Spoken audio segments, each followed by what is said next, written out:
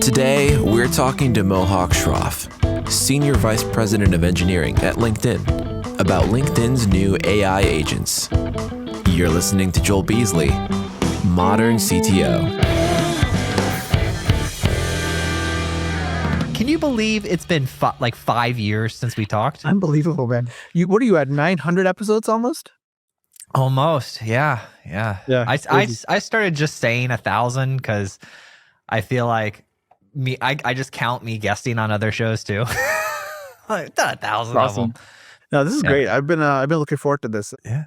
So, one of the things that caught my attention was Alistair saying you guys are LinkedIn's building AI agents. You got to tell me about that. What's going on there? Yeah, absolutely. So, it's interesting. Like LinkedIn has a little bit of a history lesson, right? So like I've been here now, what is it? It's coming up on 16 and a half years. It's a long time. And like LinkedIn, it's this thing which like I didn't appreciate this about LinkedIn from the outside. And honestly, sometimes even from the inside, you have to sort of step back and take a moment to really appreciate it. But like LinkedIn at its core has always been essentially like an AI application, right? Like what do? We're this like, connecting people to opportunity at massive scale. Like the moment you add connecting and scale, AI sort of like peeks into the picture. It's a core part of the picture. The way you connect people to things at scale is through AI. And so like, what do? We connect people, like when someone shows up on LinkedIn and they want to learn about what's going on in the world, we connect them to other people, to knowledge, to jobs, to learning, to skills, to companies, etc. Like all of that forever has been essentially AI powering what LinkedIn does. And so as, over the last 2 years, as the world changed radically with this emergence of this new technology, with Gen AI and incredibly powerful models, these large language models, it sort of led to this moment of us asking the question of what does this mean both for LinkedIn as well as really what we do on a daily basis in terms of how we manifest the value we deliver in the world of work. I think one thing became really clear, like, yes, like we can continue to deliver, connect people to opportunity at massive scale. We can use this technology to do so better every single day. We can make our UX more human, more easily accessible. We can make it more intelligent, more interactive. For sure, we can do all of that.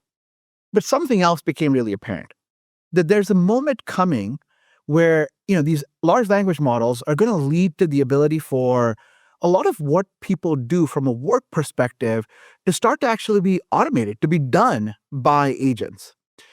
And it led to us asking the question of like, as LinkedIn continues to want to be or continues to be the thing professionals look to make them more productive and successful every single day, how do we do that in the world of agents? Right? So all these companies, everybody out there, like a lot of people are thinking about like agents as essentially replacing people in the world of work. It's like, what things can these agents do that'll be like cheaper or faster or better, whatever it is? And I'm sitting here at LinkedIn going, hold on, like, we have as a core value and have for the better part of a decade and a half had as a core value at this company, the idea that we are members first.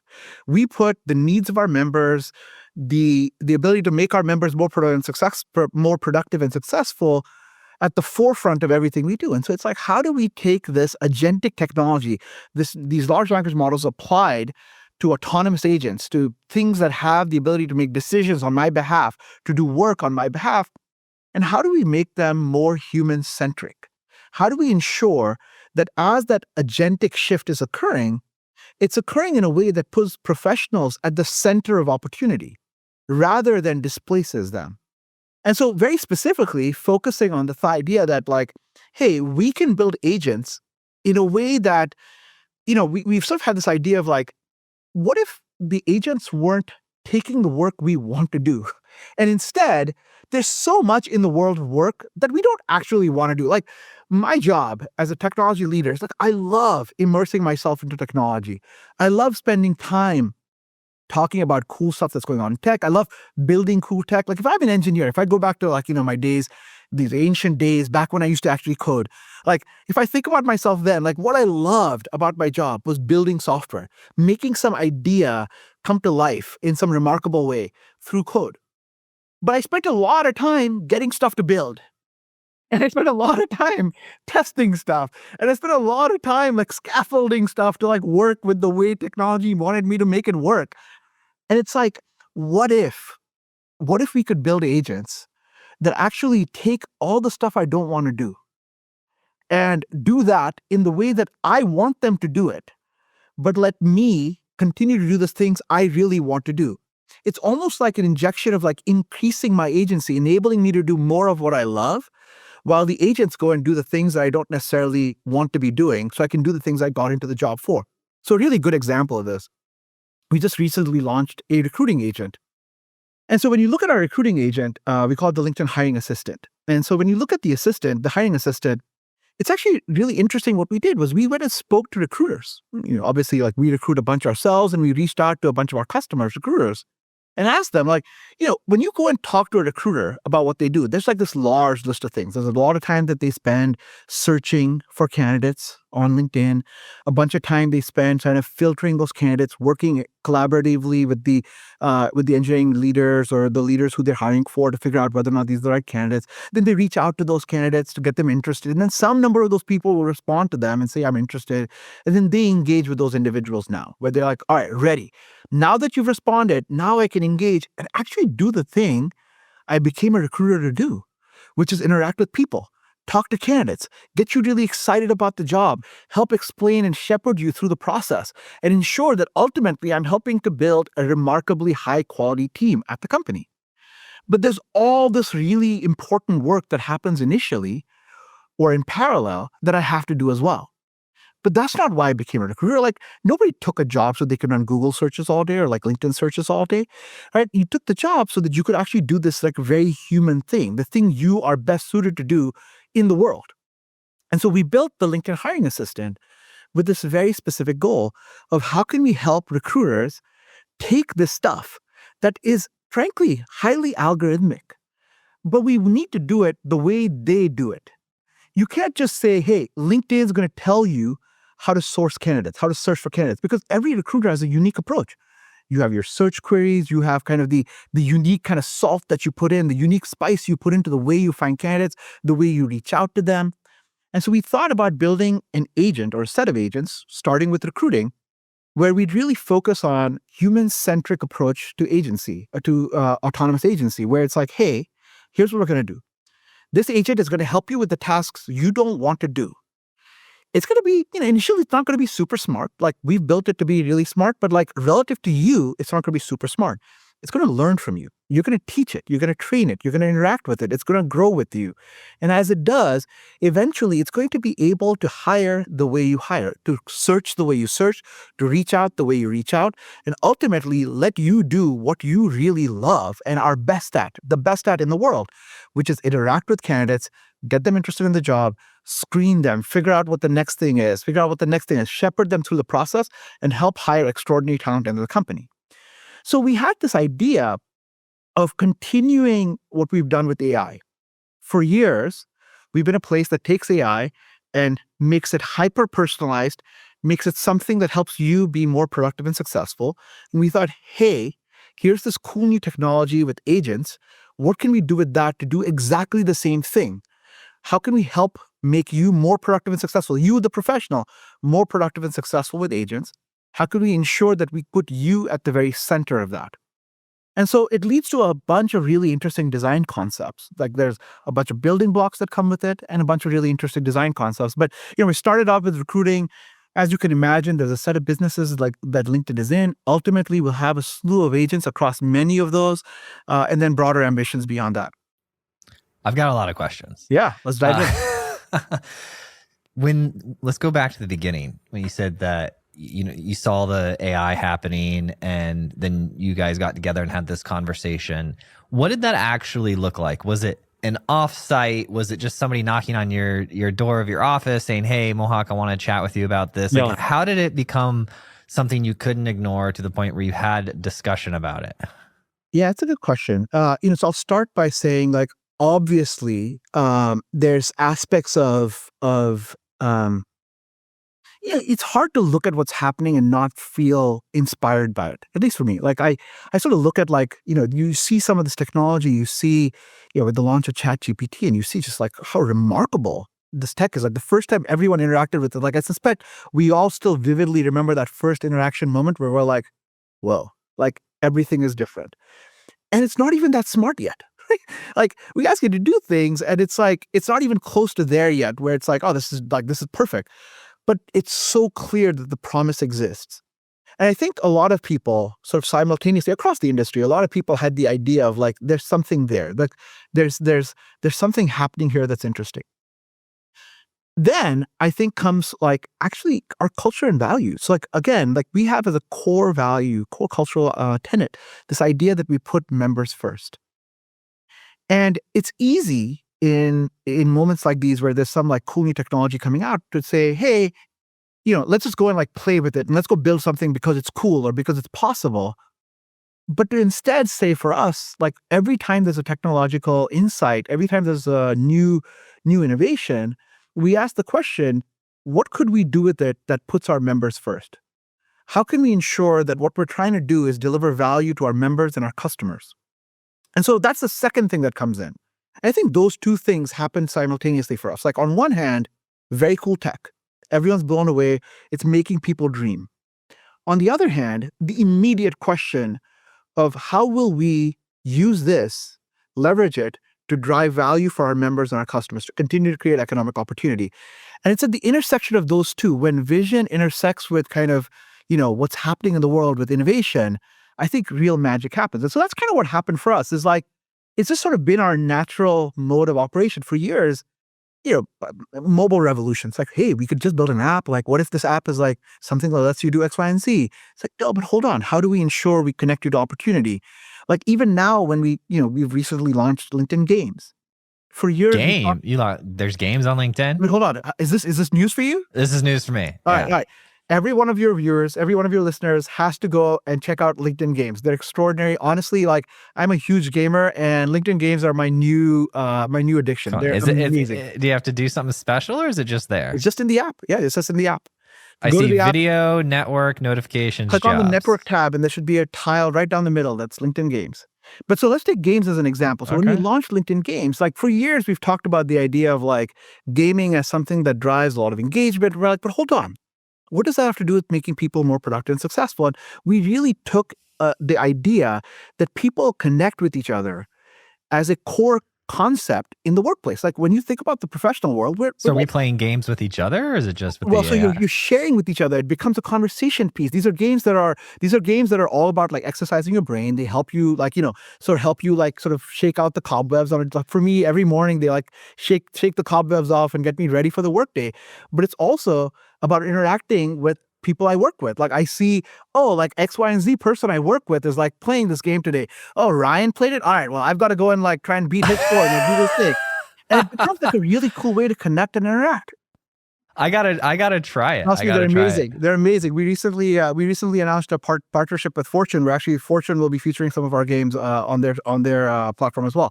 So but like again, like the point is like all these things we build, every single one of these innovations comes from this very specific perspective of how does it drive value for members and customers. And so like this is a great example of like games like. Everyone's known like on the internet, like games are a big deal and lots of people love playing them. Lots of people like, use them and it drives usage. But like, how do you focus it on ensuring that it's about creating value in the world? Because like this core aspect of the way we approach things at LinkedIn, which is like we seek to do good and do well. And like we sort of have, I think somewhat uniquely in the world, a platform at extraordinary scale that does good and does well. Well, you said everyone kind of remembers their first time using one of these tools, these like AI, LLM type tools. What was your first experience with them? I mean, I think it's probably very similar to everybody else. So about 2 years ago, just over 2 years ago, I had the opportunity to look at GPT and play with it. And I remember one of the first things I did was, I've seen like intelligent AI before, and I've seen it be able to like answer questions. Like you ask it a question about what is X, Y, and Z, and it like gives you an answer. I'm like, that's not that great. Like it's a slight improvement over search. I asked it to write me a poem. I asked it to write me a poem about LinkedIn. And I just said like, hey, here's this thing. Like here's some like random prompt. I forget what the exact prompt was, but it was like, here's this random prompt. Write me a poem about LinkedIn. I remember reading the thing going, this is pretty good. It's not amazing. Like it's not going to be, in some textbook years from now talking about great poetry, but it was pretty good. And I remember thinking to myself, this is better than I could write. And I've got no creative talent. Like I can't write a poem to save my life. But I remember looking at it and thinking, this is extraordinary that very soon, every single person on earth will have access to technology with this creative ability. And so what was really special for me about this technology wasn't just that it was like able to answer questions. I think that tech has existed before. It was two things. One, it was the fact that it had this like creative angle to it. It could like seem to be doing things in a way that was more human-centric, where it was more relatable to me. And the second was actually the interaction model. What had happened with ChatGPT was it had made AI super accessible. It went from being technology that was built into very large applications and products to something I could just talk to in a very natural way. Yeah, my first was in 2012. One of my buddies he was out in Stanford, and he called me and he said, "Hey, you won't believe this. We're like working on these." I don't know what he called them, but it wasn't large language models. But he said, "I want to show you this." And I said, "Okay." And he had some type of API endpoint where you could give it like a Google search, or you give it like 5 web pages, and it would incredibly slow, but it would come back in a couple minutes and it would tell you, it would answer like your questions about the data set that you gave it. So I could do a Google search, and it's basically what you see today with Google's like intelligent response, whatever they call it, the AI insight. And I just thought that was fascinating. I didn't chat with it in that sense or anything like that. But that was my first exposure. And then, we're technologists. We see this emerging stuff, these prototypes, and it's just like, okay, that's cute. And then one day it's just not cute and it's actually usable. It's real. And it's real. It's real. And then there's... But so I think this is important, right? Like, I think it's like what you said earlier, like that 2012 realization, I think that's existed, to your point, for a very long time. But there's something novel about what we're seeing now, where it's not just like data extraction. Like, I think we see that, we think of that as like tedious. We think of that as like, it's a utility.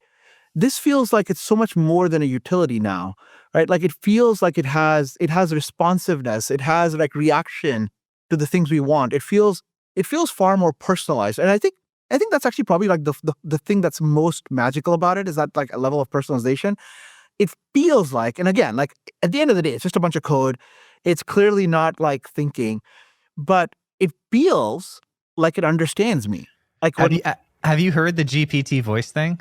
Yes, absolutely. Have you talked to her? Yes. It's a her for me. Yeah. Okay, so I used this morning. Maybe I'm going to try to use it right now just to show you what I did. Real world. So I woke up this morning and we're getting a fence installed. I'll actually tell her while we're doing it. All right. So I woke up this morning and we're getting a fence installed, and the guys who are out installing the fence don't speak English. They speak Spanish. I do not speak Spanish. The gate is currently 13 feet wide. It's supposed to be 20 feet wide. Can you tell them in Spanish that I need the gate to be 20 feet wide, not 13 feet wide? Sure. You can tell them, la puerta actualmente tiene 13 pies de ancho, pero debe ser de 20 pies de ancho, no de 13 pies. There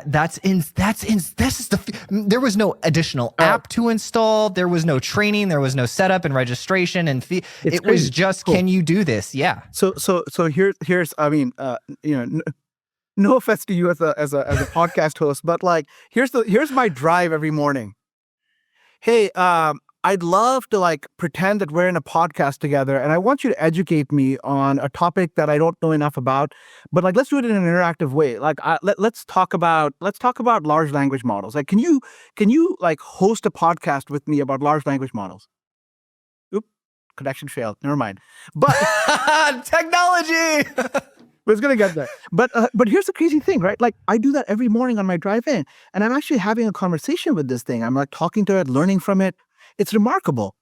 And so there's this incredible utility to me, but that same tech is going to get applied to like skills, to things we do at work.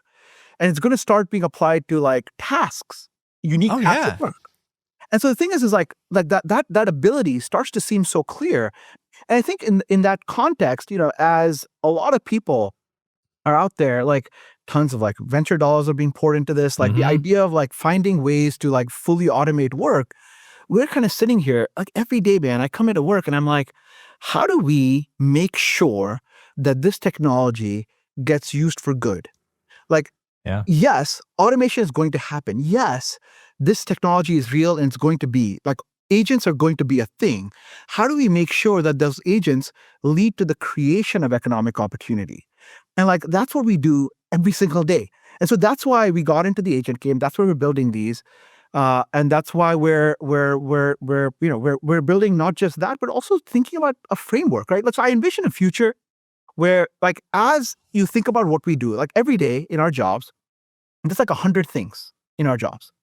And right now, those 100 things all feel like 100 different tools that we all have to use. Like I've got to log into Word, I've got to use like search, I've got to use a browser, I've got to use this other like enterprise tool, I've got to use this thing. All these things sort of, complicate our work lives. And I'm like, imagine a future where there are 100 different agents. Now, with tools, it's reasonably simple for me to basically say, I'm not going to worry about this one right now. Like I'm just not going to launch it. With an agent, the thing is going to demand my attention on a regular basis because it needs attention.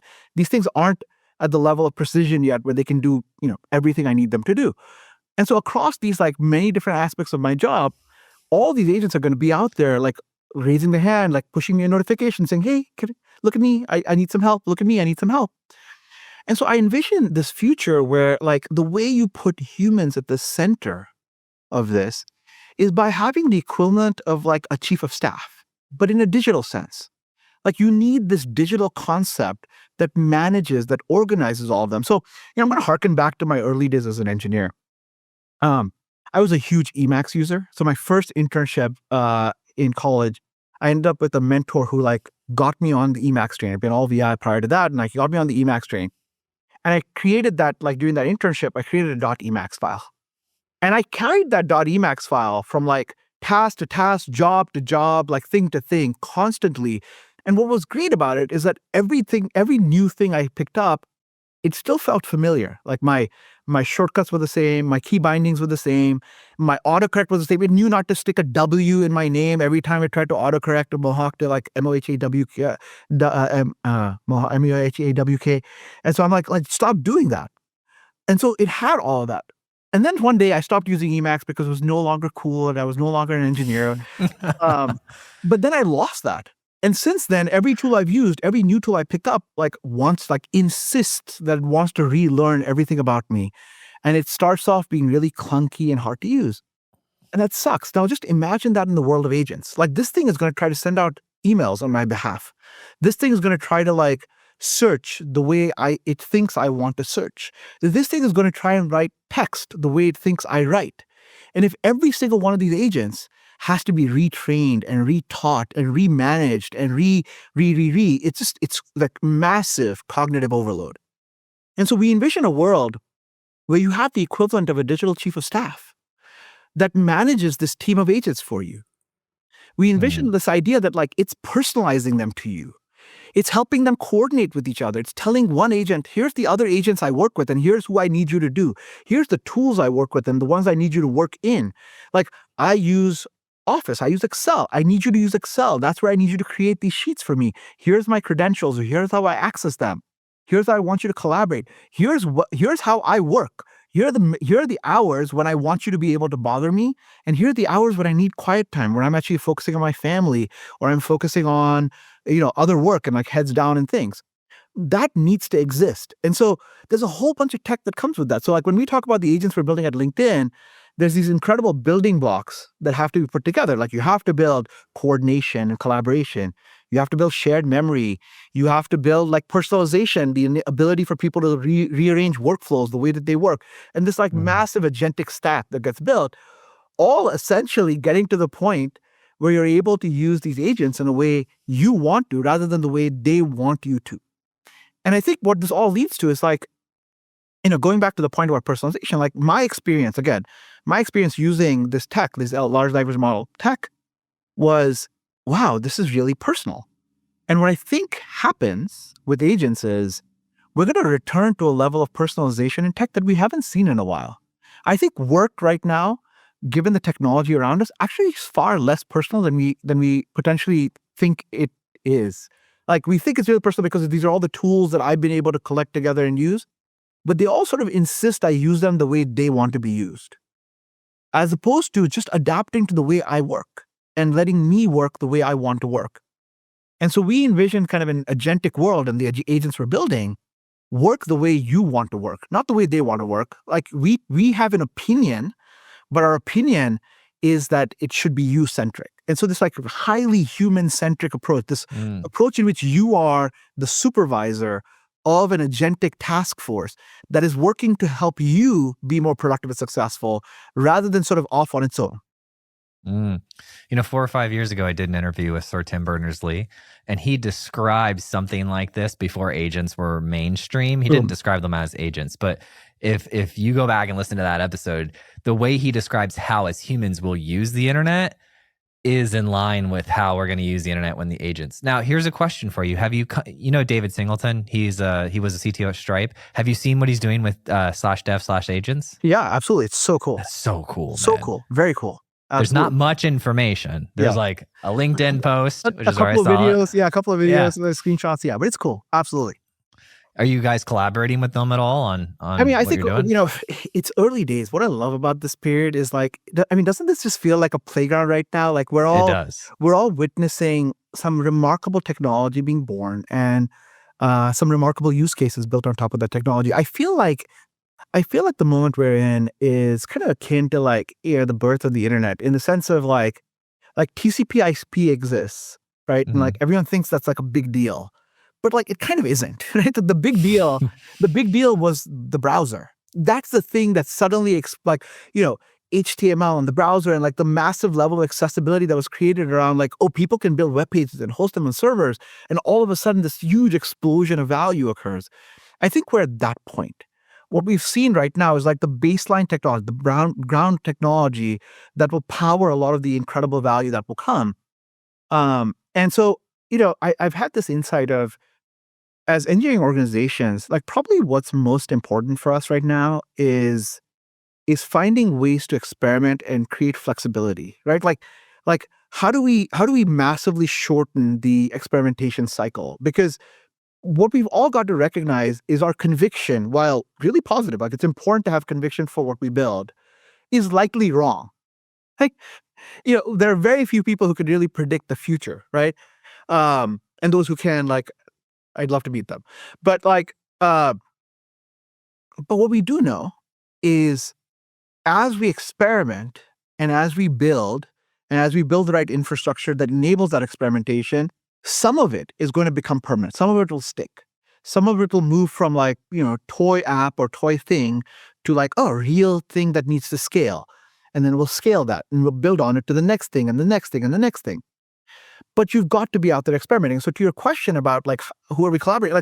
Like, I'd love, teams that are doing interesting things in the world of professional work to reach out and like, let's talk about ways that we can collaborate in the agentic space.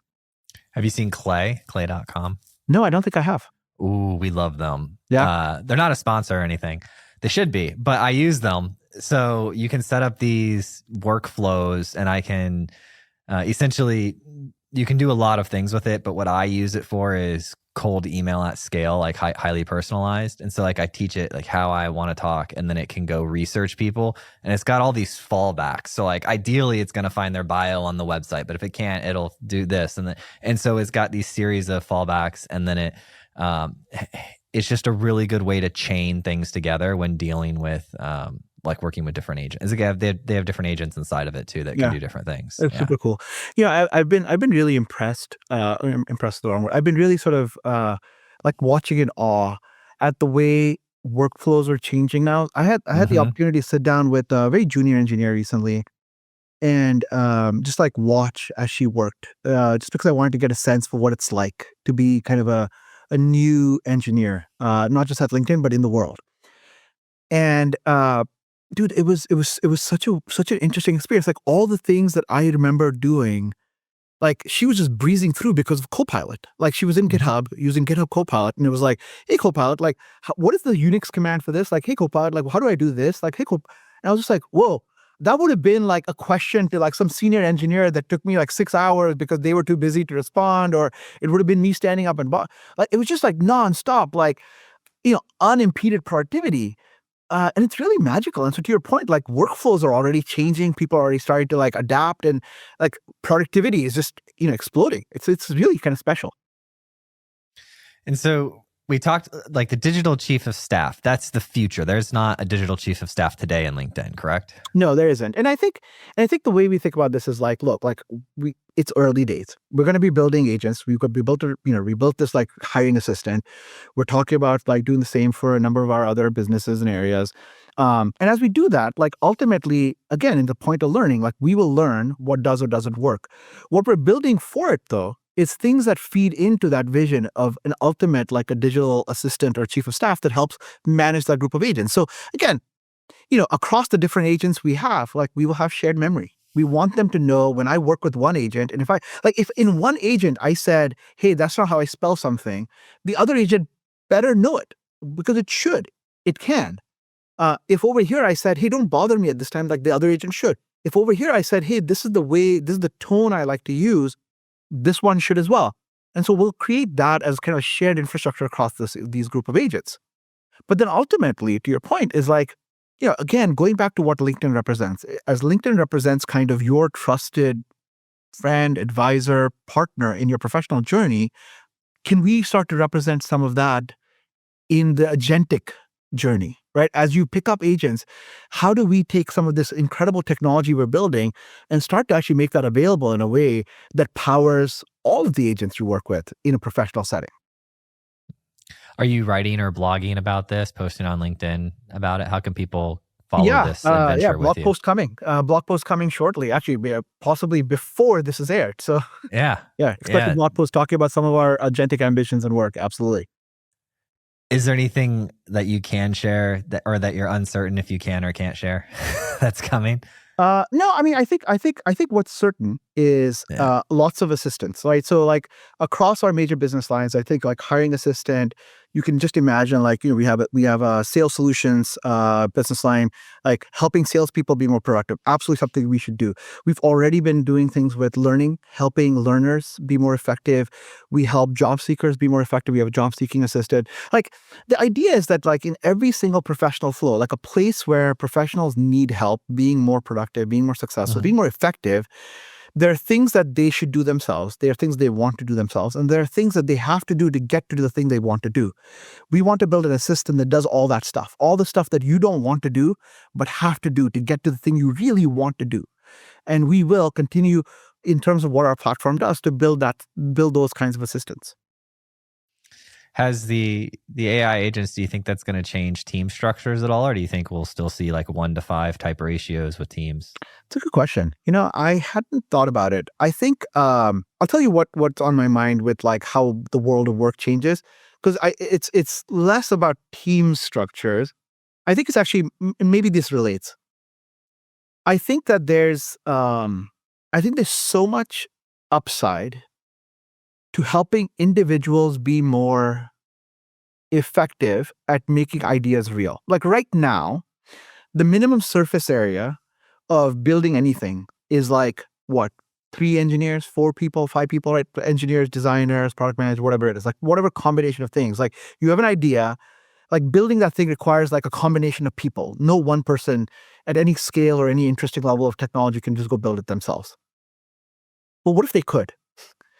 What happens then? Like, what cool things do we start to see in the world, right? Like, what happens when the next, like out there somewhere is an entrepreneur who has just an incredible idea and just a ton of grit and determination, desire to go and make something happen.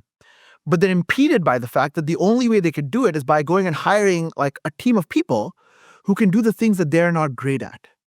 Mm-hmm. But what if we could actually augment that person with a team of agents that are great at all that other stuff? That's what's happening. It's exactly what's happening in my business, Mohak. Like we've managed to, it's less about the decision of do we need to hire people, and it's more about the increase in quality that we can have because it's so accessible and cheap. It's like things we could we wouldn't otherwise be able to do given our business model that we can now do that make the entire experience better. Yeah, and I think this is really important. Like every single time these technological shifts have happened in the past, they've started off feeling disruptive, and they are initially. But ultimately, they lead to massive increases in opportunity, because when you make it easier for people to create, opportunity just multiplies. And that's what I think these agents are going to do. That's what this technology is going to do. And that's what we seek to empower them to do, is how can we have you, like, if you're an engineer and you love coding, like you just love coding, but like you spend 20-30% of your day like fixing build issues and writing tests or whatever, 70%, 60% of your day, right? Like it's like this huge amount of like cognitive load. If we eliminate that, you will write more code, you will build more stuff. What cool stuff might you create when unimpeded by a lot of this other thing, all this other stuff that gets in your way? And so that's really the vision here, is like, in the end, what this does is, to your point, it transforms businesses, it transforms individuals, it transforms careers, it transforms companies. As people start to be able to lean into the thing that they're really good at, really passionate about, and leave a lot of the other stuff to agents that can support them. But the trick is, it's like such an easy thing to say. It's hard in practice because, in a way, what we're doing is we're giving up agency. Like, so let's talk about your business, right? As you start to give a lot of a lot of those tasks to agents and to automation, it comes with concern, because you're like, will it do it the way I want it to? Will the quality bar be where I need it to be? Will it change my voice? Will it, as you're going out and like, you talked about tools that will send emails on your behalf, like mass notifications, mass outreach on your behalf. And it's like, hey, is that mass outreach my voice? Does it sound like me? What if it says something I don't necessarily agree with? How does that make sometimes? me feel? Yeah. Like, how does that make me feel? Like, it really erodes trust, and trust can be destroyed in just like in a moment. And so taking a trust-first approach to this is really, really important. And so for us, that trust-first approach is, look, you're in charge. Agency needs to start with you, because you grant that agency to the tool, to the automaton, to the bot. And so granting that agency requires you to feel comfortable with the level of support, the level of supervision you can provide, right? Like it's actually really no different than like any supervisor. Hiring a team. Yeah. It's like I'm delegating the edits to Josh, like hoping that we have an aligned vision and looking at his track record and having enough trust to say, okay, and nothing's perfect. You have to balance everything with that. Like when I was making the decision about the LLMs for the outreach, and I was doing batches of like hundreds and then reviewing them and then tweaking the prompt and all of that. And I got it dialed in to where like, I know 1 in 75 is going to be not the best way that could have said it if I were doing it. But the time benefit cost analysis says run with it. Cause now I can do 10,000 a day and it's just happening, And so I think this is important. Like the thing I would say to everybody who's like playing with agents is like, there's like, nature has real, real lessons for us, right? Like the way we work with each other should be highly informative to how we think about how we want agents to work with us. So I want an agent that works with me the way Josh likely worked with you. As you scaled your relationship, as you sort of ramped up on the relationship. Initially, it's highly collaborative. Like he's like, hey, Joel, like I've got this question. I want to make sure we're aligned. You're like, this looks good. Like lots more communication. As the trust builds, you delegate more. He feels more independent. He's escalating less as the trust builds.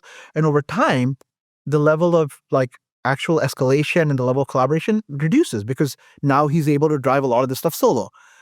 And I think that actually that design model is really powerful, because it builds trust and it leads to personalization. Josh works the way you need him to work. Now, he brings unique flair to it. He brings a unique approach to it, but it's still fundamentally something that you are aligned with. So that idea of alignment, I think, is foundational. And so again, like as people are thinking about building agents, as LinkedIn builds agents, that's been really core to our approach, which is how do we, like talking about the LinkedIn hiring assistant, how do we build an assistant that recruiting is a surprisingly, like it's an intricate field. Like there's so much art to how recruiting works. You balance many different constraints. I was I was working with a recruiter recently on a search, and they were educating me about like, look, you need to like your expectations are interesting. What a kind way to say it. Expectations are interesting, but like, let me educate you about the market, and here's what things are going on, and here's how you need to have these conversations. And you think you could say this, but like, you've got to say this. And it's such an interesting thing. Like, it was a growth journey for me. That's how recruiting has to work. It always works that way in both directions, with candidates as well as with the companies themselves and the leaders who are doing the hiring. That same process needs to make its way into how agents work for recruiters, helping them iterate and build trust over some arc of time where eventually you feel like I can trust you to do this work for me in a way that I believe is representative of me. Because in the end, the agent is still representative of the person.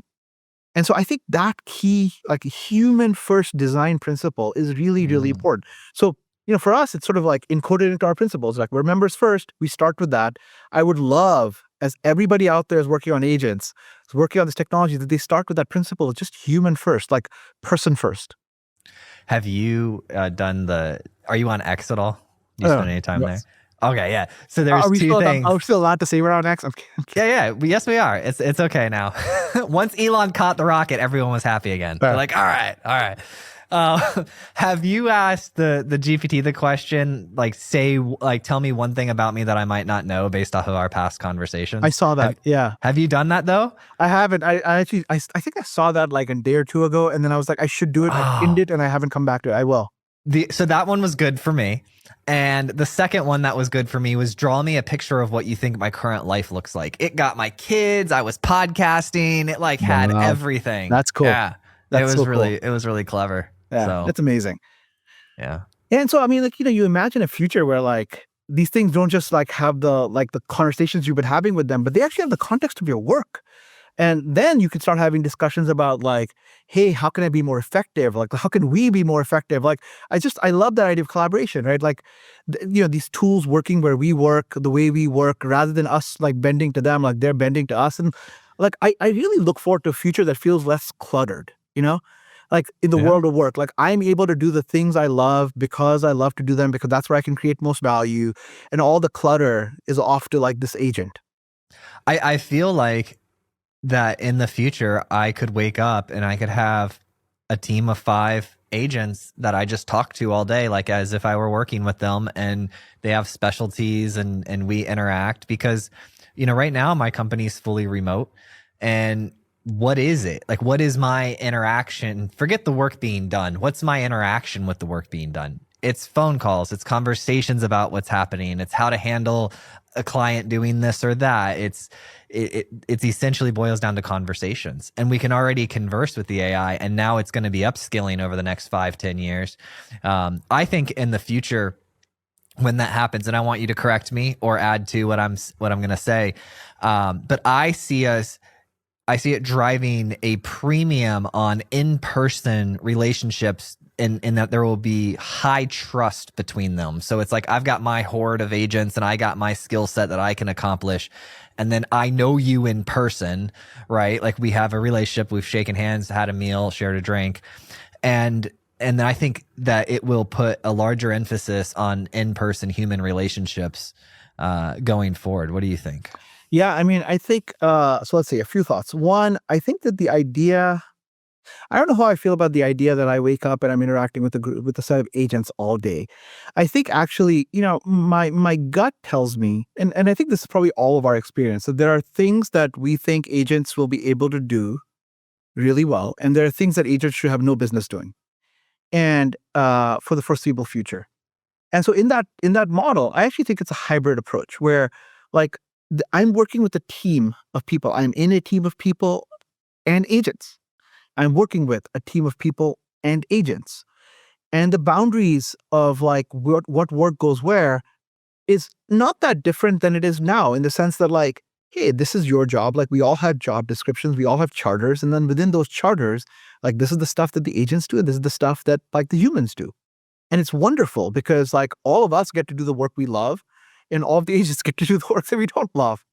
Now, to your point about human relationships, spot on. Like, I think that undoubtedly the value of human relationship, the value of personal connection goes up. I don't think it's just in-person connection. I think it's actually still like real connection. Like, look, I'm no expert on the actual AI models that we're talking about, but everything I've heard from people who are experts is that describing these models as thinking is a huge stretch. Describing these models as like creating is a stretch still, because like they're fundamentally transformer models, right? Like it's a bunch of like existing data being like recombined in interesting ways to present interesting. Which is what humans do. But I won't go there. I won't go there. This is the point, right? This is the point. Like we get down a very interesting philosophical path. But like, I guess my point is like I think that there remains a need. Like we certainly feel like, given the nature of our platform, we certainly feel like actually this is actually an important thing to say. Like I think the need to know who is authentically human goes up. And so maybe what you're describing as in person, I would maybe phrase differently. I think that it'll be very important to all of us to know that the person we are interacting with, whether that is remotely or in person, whether it is through text, something they said, or something they wrote, or something that I'm texting them, messaging them, whatever mode of interaction it is, it'll be very important for us to know that they're authentically human. And so, in that spirit, again, going back to the point about these shifts in technology and how LinkedIn tends to approach them, we actually built a verification platform. So now LinkedIn is actually the largest professional verification platform on earth. In terms of both I get the badge asked me all the time. Yeah. Do you want to be verified? And I'm like, I don't know. Verify yourself, my friend. That's how you prove you're human. No, I'm kidding. But like, it's actually really important that I think in that world, platforms like ours need to be able to create trust in the people, in the content you're interacting with, to say, hey, this is from a human. Not because that content is necessarily more valuable or more insightful to the thing you want, but because there's still value to knowing and believing you're interacting with humans. And like there's something about that the models don't have. There's something about that the agents and the LLMs and the GAI technology doesn't have. And we all need it, right? And so that I think is actually where like I'd absolutely concur with what you said, is human interaction is going to be extraordinarily important, and authenticity is extraordinarily important. And I agree, like especially at your level, the idea of waking up and only working with agents is very, very, very far off. But the idea of like a solopreneur that has like one employee or whatnot, or like an assistant, totally, their reality is not a stretch to imagine. And then I think it's to your point, because I think you did have a good point, and I think what you were kind of saying was it's going to be a social cultural issue as well. Right? Like at some point, someone's going to make that an issue of, oh, are you dating an agent, or, or, oh, are you working with only agents? Like these things are going to come up. I mean, I'm not saying I'm inventing them, but I am saying I see these things happening out in society. It's almost inevitable. These things will be created by someone for some reason. And in some ways, they'll be good for some people and, not great for other people. Okay, so hey, let's wrap it up here. I want to make sure we get you out on time. Yeah. As far as engineering leaders, how are they thinking about the future of AI agents? What's one piece of advice that you'd give all engineering leaders? Yeah, well, can I do two? Yeah. All right, I'll do two. So two pieces of advice. One is, I think, actually, I'm going to cheat and do three. Just rule of three. It's important. All right, first is, I think the most important thing is to optimize for flexibility, optionality. Things are going to change. Conviction's fantastic, and building against conviction is important. That's kind of how you invent the future. But at the same time, like what's actually also really important is like create the optionality that allows you to, as things become more clear, either for yourself or from the world at large, like as you see things being invented or built that's gaining traction, or that's like there's an interesting idea, sort of modicum of value there, you can double down on it. And so build for optionality is sort of thing number one. Thing number two is this piece of wisdom I heard from Kevin Scott, actually, which was that in moments like this, it's always really natural for us to lean on to doing the thing that we feel like we understand and sort of making it incrementally better. It's like, I can do this thing that I've done for years and make it 20% better, 30% better, 40% better. But like the real magic is in doing the thing that was impossible before. Right? Like this technology makes possible things that previously were truly impossible or like impractical. And that's where real innovation is, and that's where real value gets created. And so like that's the second thing, is like really push on, like, way back when we last chatted, I talked about complaining as like something that's a core to engineers. Like I think about like in the modern, like in this manifestation, complaining as a path to pushing on, like, what are the things I cannot like stand about the state of tooling or the world or technology, that for once, finally, maybe not perfectly, but finally can be solved. I think there's this massive upside and massive value, innovative value in that. And then the last thing I'll say is really focusing on human centricity. Like I think it's easy with tech like this to just get like geeked out as like tech for the sake of tech and like technology for the sake of technology. And I think that real value ultimately has to tie back to ways that it helps all of us feel more productive, more successful, more effective, more able to do the things we love, more able to be happy and feel, joy. And it's something that we, like all three of these are things that we try to bring every day to the work we do at LinkedIn, to AI, to just everything we do. And I would just love for every engineering leader to think about that as kind of the core of how they bring technology to life, especially in this moment. Thank you so much for listening. And if you found this episode useful, please share it with a friend or a colleague who you think would get value from it. And if you have topics that you'd like to hear discussed on the podcast, either add me on LinkedIn or send me an email, joel@moderncto.io. Every time I get an email or LinkedIn message, it absolutely makes my day and inspires me to keep going.